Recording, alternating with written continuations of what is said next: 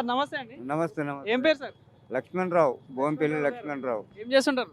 నేను వ్యవసాయం చేస్తా. వ్యవసాయం చేసి ఇప్పటికి స్టిల్ స్టిల్ మాకు మా కోళ్ళ ఫామ్ ఉన్నది.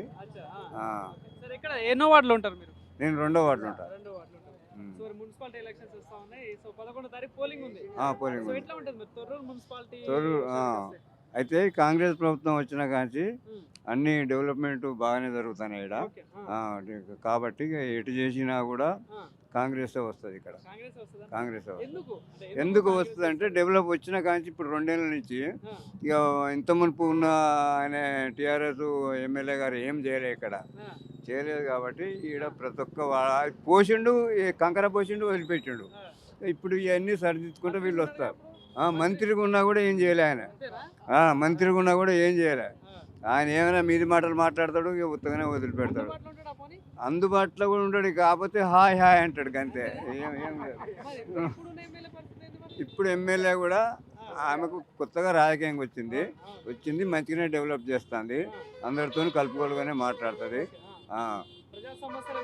ప్రజా సమస్యల మీద తిరుగుతున్నది, అందుబాటులో ఉంటారు.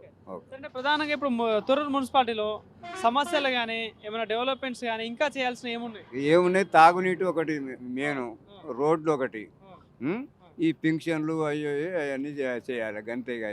పెద్ద మెయిన్ ఏంటంటే నీళ్లు, మంచినీళ్ళు, రోడ్లు, డ్రైనేజీ రోడ్లు, అదే మనకు ముఖ్యం. ఇప్పుడే మొదలవుతాయి. పని చేస్తారు వాళ్ళు. కాంగ్రెస్ గెలుస్తుంది అంతే. అంతే. 16 స్థానాలలో 12 స్థానాలు వస్తాయి. 12 అంతే, 12 స్థానాలు వస్తాయి. ఇప్పుడు పథకాల సంగతి ఏంది? పథకాలు కొన్ని అమలు చేయలేదు కదా, చేస్తూ మెల్లమెల్లగా చేసుకుంటూ పోతారు. అయితే అంతే. పథకాల విషయంలో చూసుకుంటే ప్రధానంగా ఇంత ముందున్న ప్రభుత్వానికి ఈ ప్రభుత్వానికి తేడా ఏమైనా కనిపిస్తుంది? తేడా అంటే ఒకటి, రైతు బంధు కూడా వేస్తూనే ఉన్నారు. ఈ పింఛన్లు డబల్ పెంచుతున్నారు, అవి కూడా పెంచుతారు చేస్తారు. ఆ నమ్మకం ఉన్నది అందరికీ. రుణమాఫీ అయింది, మొత్తానికి మాత్రం రుణమాఫీ అయింది. బోనస్ పడ్డాయి, పోయినసారి మొత్తం పడ్డాయి.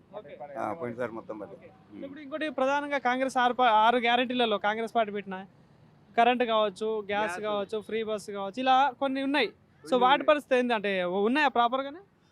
ఉన్నాయి కానీ కొద్దిగా గ్యాస్ మాత్రం వస్తలేవు, గ్యాస్ పడతలేవు. ఉన్నది చెప్తాను, గ్యాస్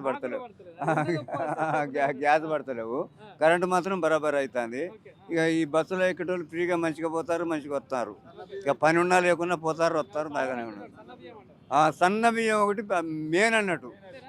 సన్న బియ్యం చేయబట్టి ఎంతసేపు చేసినా కూడా సన్న బియ్యం ఇప్పుడు తింటారు, అందరు మంచిగా తింటారు కాబట్టి ఇప్పుడు అదొకటి డెవలప్మెంట్ బాగానే ఉన్నది. కాంగ్రెస్ ప్రభుత్వం ఏం చేస్తలేదు, రేవంత్ రెడ్డి ఏం చేస్తలేడు చెప్తా ఉంటారు కదా చాలా మంది. చెప్తారు కానీ అది డెవలప్మెంట్ చేసుకుంటూ పోతాడు. ఆయన చెప్పుడు అంటే ఆయన చేస్తాడు అంతే. ఇక ఒక్కసారి చేయలేడు కదా, ఒకటొకటికి ఒక్కసారి బడ్జెట్ లో ఉన్నది కాబట్టి ఆయన సమకూర్చుకుంటూ పోతాడు. డిఫరెన్స్ ఉన్నది. ఈ సన్న బియ్యంది ఇది కొద్దిగా. ఈ కరెంటు మాత్రం మధ్యతరగతి కుటుంబాలకు మాత్రం బాగా అదైతుంది. ఇది ఒక్కటి మాత్రం, ఈ గ్యాస్ మాత్రం పడతలేవు. ఒక్కసారి 2 సార్లు పడ్డాయి, ఇక పడతలేవు. మరి ఇక్కడ తొర్రూరులో పాలకుర్తిలో మీ ఎమ్మెల్యే పాలన గురించి ఏం చెప్తారు? ఎమ్మెల్యే మంచిగానే తిరుగుతుంది. ఎమ్మెల్యే అత్త కూడా యశ్వసన్ రెడ్డి, ఝాన్సీ రెడ్డి గారు కూడా మంచిగానే తిరుగుతారు, అందుబాటులో ఉంటారు, మంచిగానే చేస్తారు. ప్రజా సమస్యల మీద మంచిగానే తిరుగుతుంది. నా ఓటు కాంగ్రెస్. Thank you.